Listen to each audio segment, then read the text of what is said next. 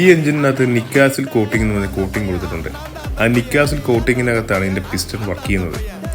ഈ നിക്കാസിൽ കോട്ടിംഗ് ആണ് നമ്മൾ പോർഷെ കാറുകൾ അല്ലെങ്കിൽ ഫെറാറി കാറുകളുടെ ടോപ്പ് എൻഡ് കാറുകളിൽ യൂസ് ചെയ്യുന്ന ഒരു ടെക്നോളജിയാണ് നിക്കാ. സോ ഈ ടൈപ്പ് ഒരു നിക്കാസിൽ കോട്ടിങ്ങിനകത്താണ് ഈ 390 എഞ്ചിൻ വർക്ക് ചെയ്യുന്നത്. ഞാൻ 200 കുറിച്ചല്ല പറയുന്നത്, 390 മാത്രം സ്പെസിഫിക് ആയിട്ട്.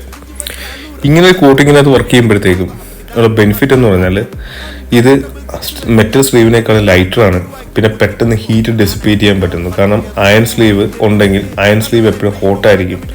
ആ അയൺ സ്ലീവിൽ ഉണ്ടാകുന്ന പിസ്റ്റൺ ഒരഞ്ഞുണ്ടാകുന്ന ഹീറ്റ് പുറത്തോട്ട് കൊണ്ടുവന്ന് തണുപ്പിക്കാനായിട്ട് കുറച്ച് പാടാണ്. ഇതാകുമ്പോൾ പെട്ടെന്ന് എഞ്ചിൻ കൂളാവും. അത് ഒന്നാമത്തെ കാര്യം. എഞ്ചിന് ഭയങ്കരമായിട്ട് വെയിറ്റ് റെഡ്യൂസ് ചെയ്യാൻ പറ്റും. പിന്നെ മൂന്നാമത്തെ ഏറ്റവും വലിയ കാരണം ഡ്യൂക്ക് 200 ചാസിക്കകത്ത് തന്നെ ഓൾമോസ്റ്റ് ഡബിൾ സൈസുള്ള എഞ്ചിൻ ഇരിക്കുന്നത് ഈ നിക്കാസിൽ കോട്ടിംഗ് എന്ന ടെക്നോളജി ഉള്ളതുകൊണ്ടാണ്. പക്ഷേ ഈ നിക്കാസിൽ കോട്ടിങ്ങിന് ഒരു ഡൗൺ സൈഡും കൂടെ ഉണ്ട്.